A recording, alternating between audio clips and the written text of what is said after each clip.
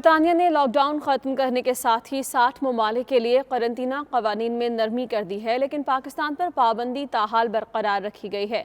مزید تفصیلات bureau chief you کے غلام حسین اوان کی رپورٹ میں۔ برطانیہ نے کرونا وائرس کی وجہ سے سفر کرنے کے حوالے سے بنائے جانے والے قوانین میں نرمی کر دی ہے، لیکن پاکستان پر پابندی برقرار رکھی جائے گی، جس کے بعد باقی ممالک کے افراد کو قرنطینہ نہیں جانا ہوگا، لیکن پاکستان سے سفر کرنے والے افراد کو 14 دن کے لیے قرنطینہ میں جانا پڑے گا۔ پاکستان کے علاوہ امریکہ اور کینیڈا کے شہریوں پر بھی قرنطینہ کی شرط کو برقرار رکھا گیا ہے۔ اس سے قبل برطانیہ ہی نہیں، دنیا بھر کے ممالک نے کورونا کی وجہ سے دوسرے ممالک سے آنے والے افراد پر قرنطینہ میں جانے کی شرط رکھ دی تھی، لیکن اب حالات میں کچھ بہتری آنے کے بعد قرنطینہ کی شرط کو کچھ ممالک کی جانب سے ختم کیا جا رہا ہے۔ اس وقت کورونا وائرس پوری دنیا میں پھیل چکا ہے، جس کے بعد ہر گزرتے دن کے ساتھ اس کی تباہی میں اضافہ ہوتا جا رہا ہے۔ دنیا بھر میں مہلک کورونا وائرس سے متاثرہ افراد کی تعداد 1,23,00,000 سے تجاوز کر گئی ہے، جبکہ اس مہلک وائرس سے اب تک 5,57,000 سے زائد افراد ہلاک ہو چکے ہیں۔ ایسٹ لندن میں بھی نماز جمعہ ادا کی گئی۔ علماء کرام نے تقریر کے بجائے صرف خطبے پر ہی اکتفا کیا اور مختصر نماز پڑھی گئی۔ اس موقع پر تمام حفاظتی اقدامات کا خیال رکھا گیا۔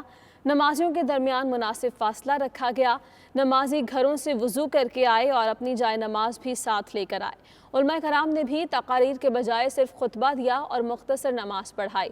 نمازیوں کے لیے مساجد سے باہر سینیٹائزر رکھے گئے تھے اور جوتوں کے لیے بھی شاپنگ بیگز کا اہتمام کیا گیا تھا۔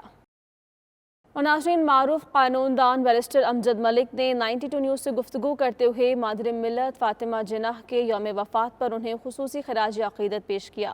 ان کا کہنا تھا کہ مادر ملت جیسی شخصیات صدیوں میں پیدا ہوتی ہیں اور ان کا نام ہمیشہ قائم و دائم رہتا ہے۔ ان کا مزید کیا کہنا تھا، آئیے آپ کو دکھاتے ہیں۔ فاطمہ جناح نے جس طرح اپنے بھائی قائد اعظم کے ساتھ مل کر اس خطے میں پاکستان کی بنیاد رکھی، وہ قابل تحسین ہے اور قابل ستائش ہے۔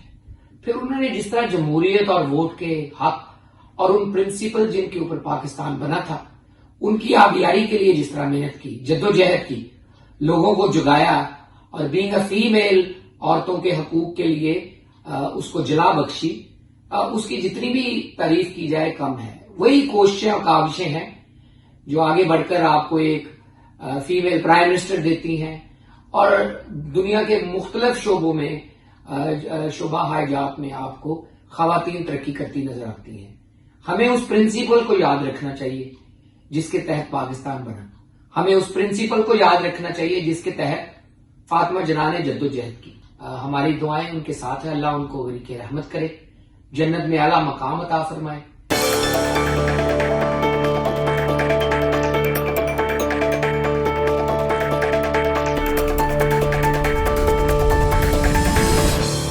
اور یونان میں احتجاجی مظاہروں کو روکنے کے لیے قانون سازی نے ایک اور پرتشدد احتجاج کو ہوا دے دی۔ دارالحکومت ایتھرو میں پارلیمنٹ کے باہر ہزاروں افراد کا شدید احتجاج کیا گیا۔ پولیس اور مظاہرین میں جھڑپیں بھی ہوئیں۔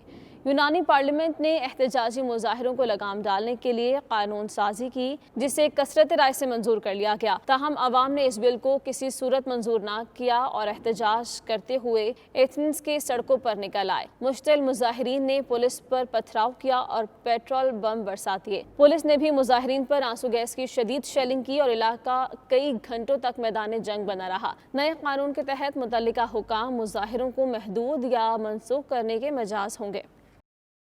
اور ناظرین، جنوبی کورین دارالحکومت سیول کے میئر پراسرار طور پر ہلاک ہو گئے۔ جمعرات کو لاپتہ ہونے والے میئر کی لاش سیول کے شمالی جنگل سے مل گئی ہے۔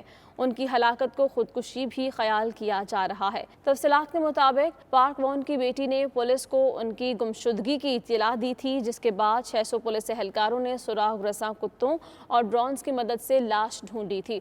لاش کے ساتھ ایک تحریر بھی ملی جس میں انہوں نے زندگی میں ساتھ دینے والوں کا شکریہ، جبکہ گھر والوں کا مناسب خیال نہ رکھنے پر گھر والوں سے معذرت بھی کی۔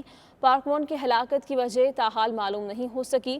ان پر ایک خاتون نے حال ہی میں جنسی ہراسگی کے الزامات عائد کیے تھے۔ 3 بار میئر رہنے والے پارک وون 2022 کے صدارتی انتخابات کے ممکنہ امیدوار تھے۔ اور سائبیریا کے جنگلات میں اچانک لگی آگ نے شدت اختیار کر لی۔ حکام کا کہنا ہے کہ آگ پر قابو پانے کے لیے ہر ممکن کوشش کی جا رہی ہے۔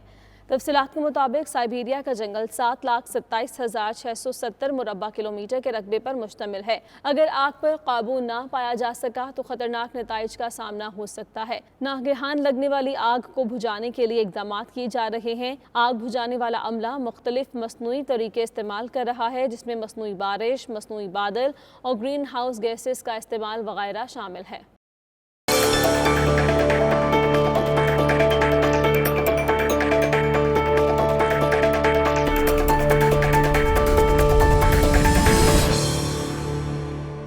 ادھر فرانس میں بھی لاک ڈاؤن میں نرمی کے بعد بالآخر زندگی کی رعنائیاں لوٹ آئی ہیں۔ پیرس کے دلکش اور دلفریب آئیفل ٹاور پر میلے کا سما ہے۔ گھروں میں محصور عوام کو رہائی ملی تو ان کی خوشی کا کوئی ٹھکانہ نہ رہا۔ لوگ جوک در جوک آئیفل ٹاور جا پہنچے۔ تفصیلات اس رپورٹ میں۔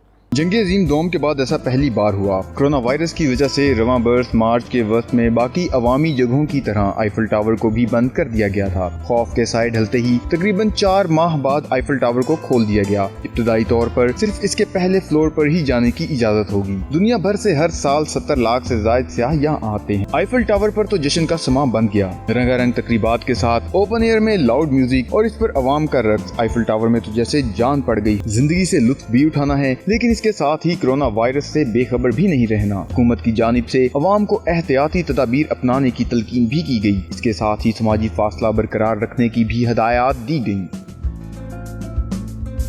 اور ناظرین، اٹلی کے چڑیا گھر نے کرونا وائرس کی مایوس کن حالات میں عوام کو خوشخبری سنا دی۔ انتظامیہ کا کہنا ہے کہ لاک ڈاؤن کے دوران شیرنی نے 2 بچوں کو جنم دیا تھا۔ ننھے شیروں کی اٹکیلیاں عوام کی توجہ کا مرکز بن چکی ہیں۔ ننھے شیر 2 ماہ کے ہو چکے ہیں، جو اچھلتے کودتے اپنی ماں کے ساتھ شرارتیں کرتے پھرتے ہیں، جو کہ عوام کے لیے نہایت پرکشش نظارہ ہے۔ ایشیائی نسل کے یہ شیر 22 سال کے لیے بھارت سے لائے گئے تھے، تاہم اب یہ 2 سے 4 ہو چکے ہیں۔ شیرنی بھی اپنے بچوں کی شرارتوں سے لطف اندوز ہوتی ہے اور ان کی حفاظت کے لیے ہر وقت چوکنا رہتی ہے۔